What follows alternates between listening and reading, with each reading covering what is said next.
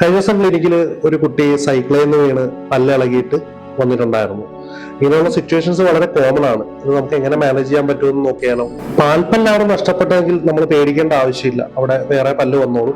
ഒരു ജസ്റ്റ് ഒരു ദന്തിസ്റ്റിനെ ഒന്ന് കൺസൾട്ട് ചെയ്ത് എല്ലാം ഓക്കെ ആണല്ലോ എന്ന് മാത്രം ചെക്ക് ചെയ്താൽ മതി. പല ആളുകളുടെയും വിചാരം ആക്സിഡന്റിൽ പല്ല് നഷ്ടപ്പെട്ടു കഴിഞ്ഞാൽ അത് നമുക്ക് പിന്നെ സേവ് ചെയ്യാൻ സാധിക്കില്ലെന്നാണ്. പക്ഷെ നിങ്ങൾ അറിഞ്ഞിരിക്കേണ്ടത് കറക്റ്റ് ടൈമിൽ ആ പല്ലുമായിട്ട് ഒരു ദന്തിസ്റ്റിന്റെ അടുത്ത് എത്തുവാണെങ്കിൽ നമുക്ക് ആ പല്ല് ഉറപ്പായിട്ടും സേവ് ചെയ്യാൻ സാധിക്കും. ഇനി അഥവാ പെർമനന്റ് ടൂത്തോടെ നമുക്ക് നഷ്ടപ്പെട്ടെങ്കിൽ നമ്മൾ ആദ്യം തന്നെ ചെയ്യേണ്ടത് ആ പല്ലിനെ സേഫ് ആക്കുക എന്നുള്ളതാണ്. ആ പല്ല് നമ്മൾ എടുക്കുമ്പോൾ അതിന്റെ ക്രൗൺ പോർഷൻ, അതായത് തലഭാഗത്ത് പിടിച്ചു വേണം നമ്മൾ എടുക്കാനായിട്ട്. വേര് ഭാഗത്ത് നമ്മൾ തൊടാൻ പാടില്ല.